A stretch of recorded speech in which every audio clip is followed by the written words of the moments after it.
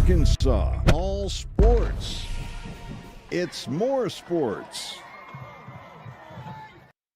Well, what's going on, everybody? Glad you're with us. I'm Wess Moore. It is more sports, and it has been a crazy 9 or 10 days up in Fayetteville. Who would have ever thought years ago that Bobby Petrino would be back as the head coach at the University of Arkansas?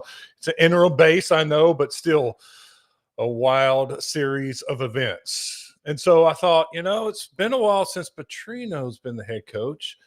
There's a guy I need to catch up with to talk about all this. And it's another blast from the past. Joining us now, former Razorback running back Michael Smith.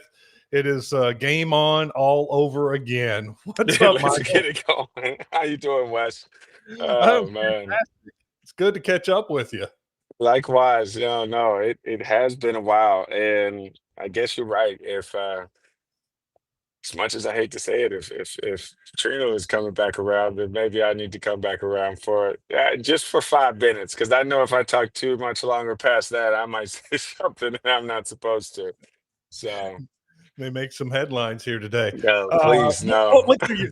went through your head when you heard Bobby Petrino, A, was coming back as the offensive coordinator, now B, is the interim head coach?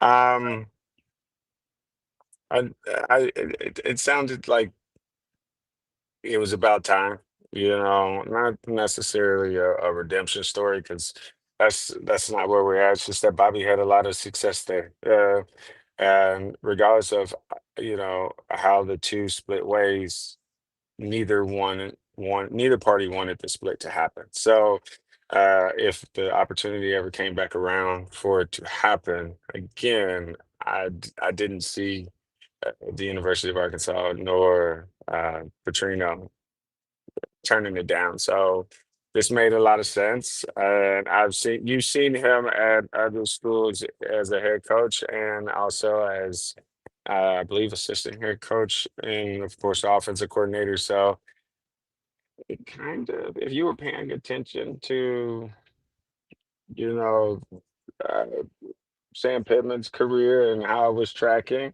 it would make sense that if you would want to bring Bobby in, and it could be possible that if there was ever an interim situation, you would already have the guy in house and a guy that wouldn't bat an eye to kind of uh, take over because he knows what he's doing there. He has the lay of the land.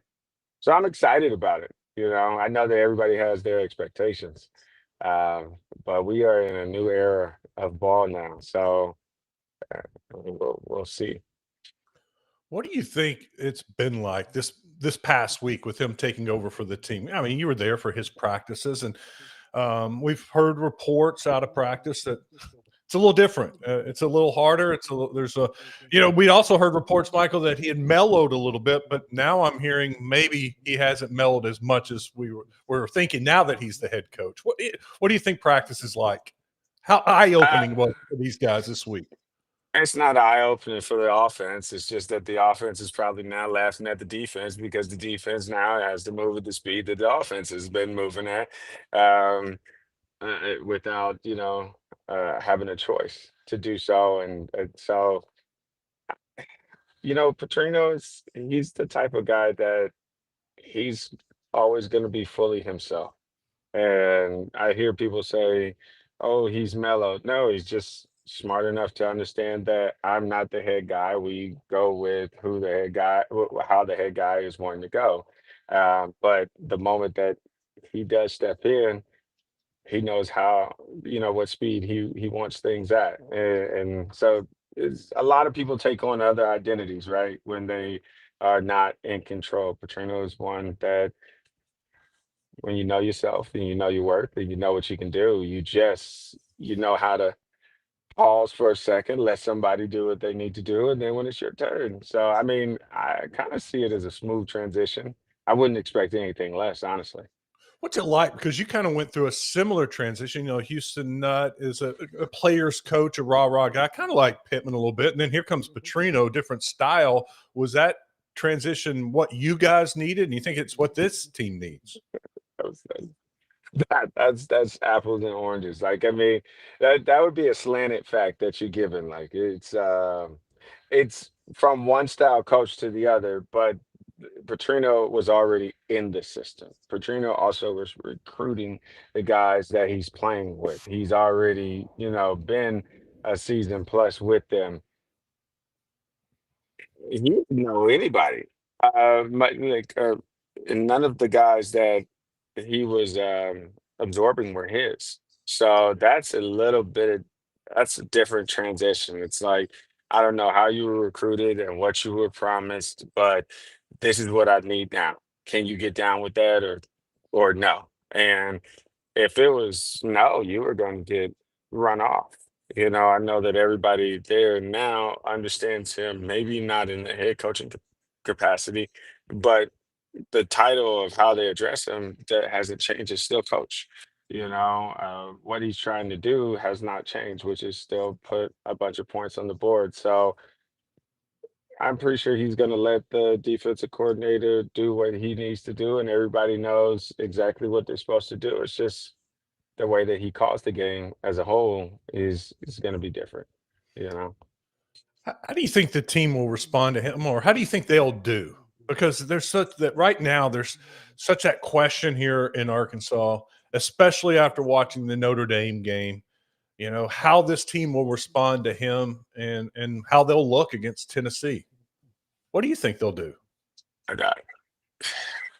They're about to learn football. If they, I'm not saying that they haven't been learning football, but he plays the game in a way where you are constantly reading the feel and absorbing what is happening on the fly. So you learn football, you learn why the game is being played a certain way, the pace, why we're on this side of the field, why we're attacking, this defense this way or this offense this way.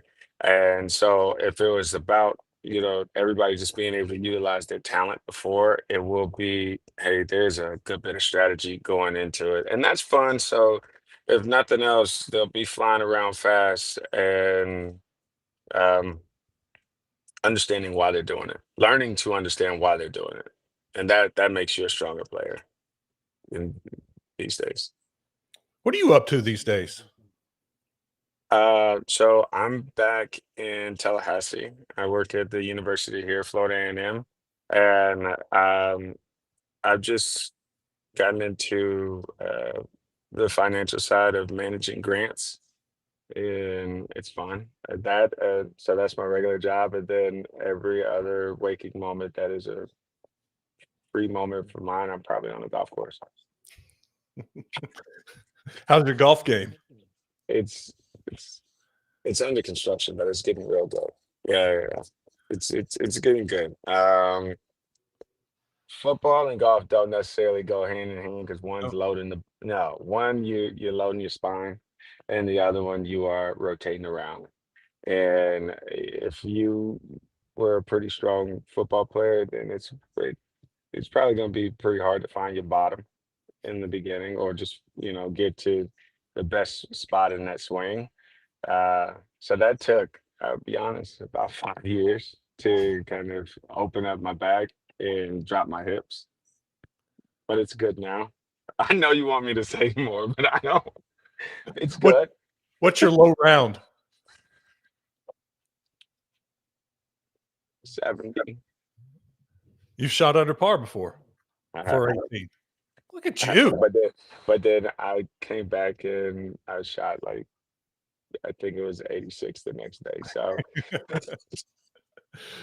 same course, same course. So it's just like it, you don't really like to say your low round until you know that your swing you don't have a fix on your swing.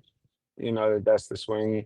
It's gonna slightly change every day, but until you understand that, like, your grip is your grip. Your pace is your pace, and pretty much seeing it the same. Uh, Other than that, you start to get slightly better, then you realize how bad you really are, and you don't want to talk about it. Yeah. Well, I tell you what's coming though with kids. It's less and less time on the golf course. My peak time was before I had kids, and then it just trails off and don't get as much time to practice and play. Hmm. Well, Good luck with that. yeah, I bought her some like play clubs, and that lasted for maybe about a week. And she went back to whatever it was that she wanted to, the dolls that she wanted to push around or whatnot. So that was like my first attempt. I'm gonna make sure that I have a few more attempts Mhm. because um if I can get her interested in it, then I don't mind holding the bag.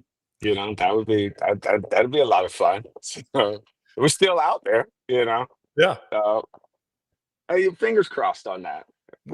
We're only two, so we've got a Oh, long way to go. plenty of time. Yeah, Yeah. yeah. Wait till she gets 4 or Hey, 5. not plenty of time for me still, because when those words start coming out, you're gonna have to be around a little bit more, or it's a lot more noticeable. So yeah. Man, this is good. It was good to catch up with you. And it brought back a flood of memories from 2012, 2013, and It, 2014. that was a good time. It was a great time. I thought that it wasn't ever going to switch up, and man, it's just like it's completely different now. So, uh, if anything, it's kind of taught me to. I know you didn't ask, but like be more present. So I'm Yeah. excited about, what's about to happen now that Petrino has come back around. And not, casually watch it, but like let me get into it and get excited about it, which I don't really do, but I'm about to do now. And I hope that what is it? How many games do we need to win? Well, they got 7 left, and if they win Hmm. 4, they're bowl eligible. And I think if they win 4, it's probably a no-brainer. He's the next head It, coach it, at the University of Arkansas. it was the first thing that I said was this is not a relationship that either party wanted to part ways with. It's just end up that ended up being the best thing for the moment.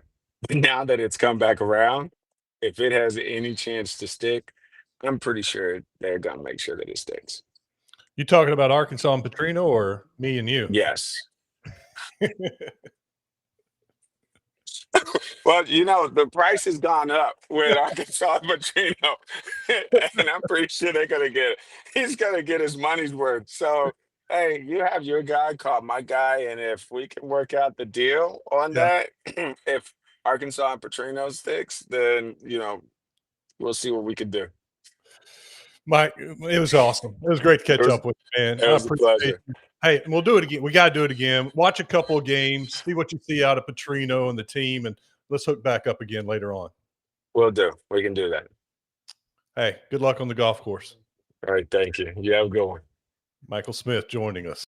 Now let's talk some high school football. It is our team of the week, Heber Springs, and their head coach Caleb Carmichael joins us now. Coach, welcome into the show. And first of all, hey, congratulations on the victory over Mills last Friday night. Man, I appreciate it. That was a big win for our football program and our school and our community. It was pretty special. You know, Mills was off to such a good start, ranked in the top 5 in most of the polls in 4A. And then after, what happened in the Mills game last year with Heber Springs, for Yeah. your team to come to Mills this year and to get the victory, man, that says a lot about you, your coaching staff, and those players, I think. Yeah, our kids just believed. Last year we had a really good team last year, and Mills came to town for homecoming, and they wore us out, and so it was. I knew it was going to be the key to even having a chance was to making sure that our kids and our coaches believed, and they did. And as the week went on, we had a great week of practice, and you could just feel, we were going to have to play really good, and some things were going to have to go our way, but we felt like we had a shot whenever we teed it up on Friday night. Well, Heber Springs goes to Mills. They win 17-14 to get the victory and be the More Sports Team of the Week. Coach, how important was it to get off to a good start and score right away?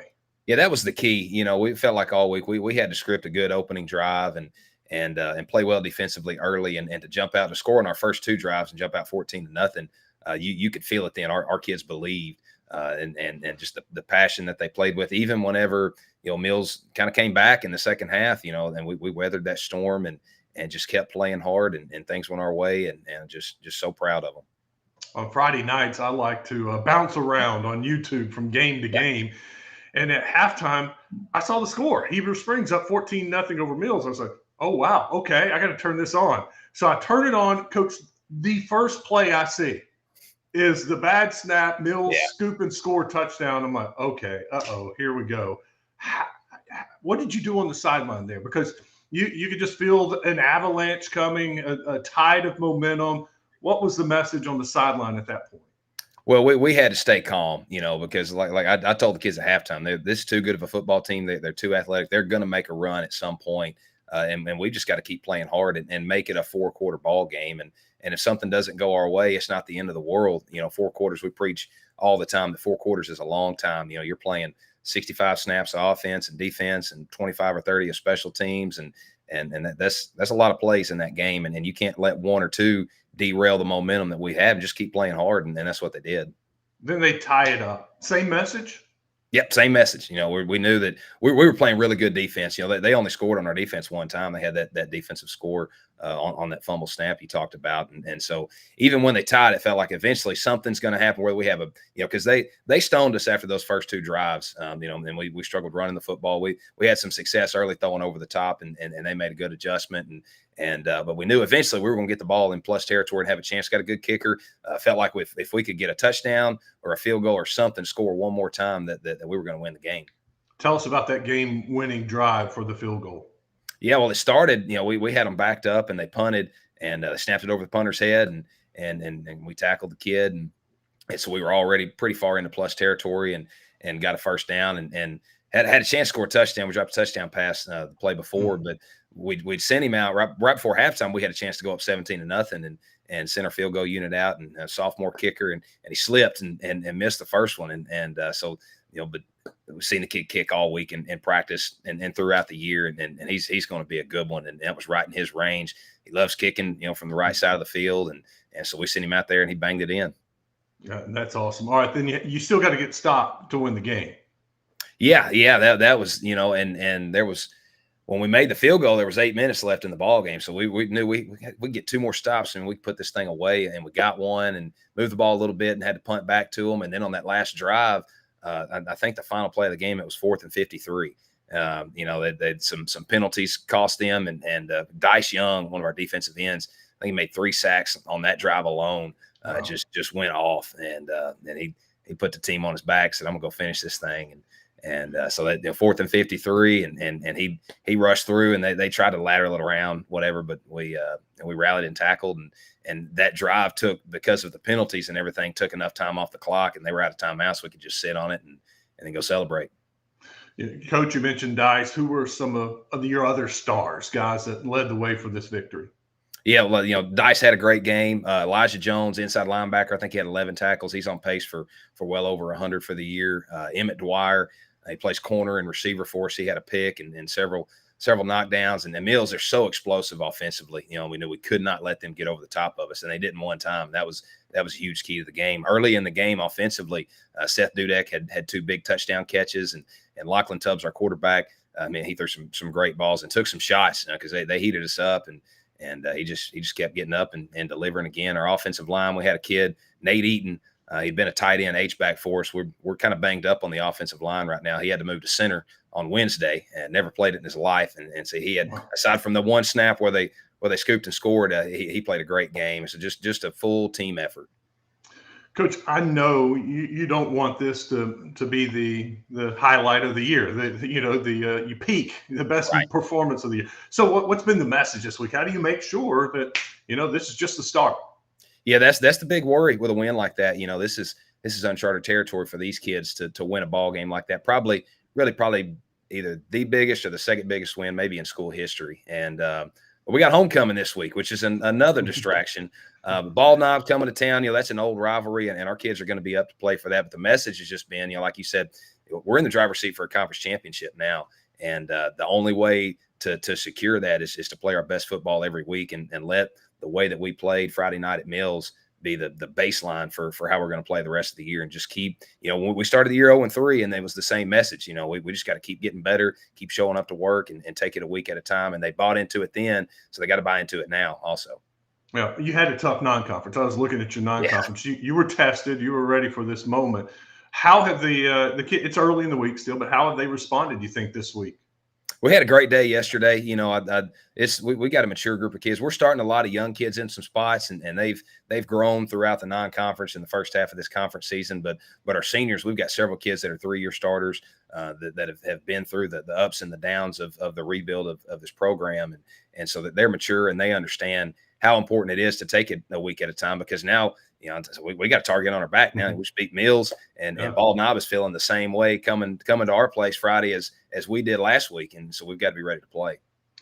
Well, Coach, congratulations. That was a eye-opening victory for Heber Springs, and like you said, one of the best in a while there at Heber Springs. Congratulations on being the More Sports Team of the Week. I appreciate it. Thanks for having me. You bet. It's Caleb Carmichael joining us, head coach at Heber Springs. Coming up tomorrow night on More Sports, we will name the More Sports Player of the Week. Also, we'll have Braylon Mitchell with us, former Razorback linebacker, speaking of Heber Springs. We'll talk a little football with him. Braylon's been itching to get on here to talk about the defense and some of the issues he's seen with the defense and hopes that he has for the defense now that Bobby Petrino and the new assistant defensive coaches have taken over. So Braylon tomorrow night. Former Razorback Sean Andrews will be with us on Thursday. It'd be great to catch up with Big Sean, talk a little offensive line, just catch up with him, see what he's up to these days. We know about his son, JJ, one of the best basketball players in the country, and we'll have a good show Thursday night with Sean Andrews and of course, with Thomas Thrash, Hooten's Arkansas football. We'll preview some of the big matchups Friday night, and then, of course, on Friday night, we'll have a post-game show with coaches all over the state joining us to talk about their game. So big week still coming up on More Sports. I hope you can join us and be back here tomorrow night for More Sports. All Arkansas, all sports. It's More Sports.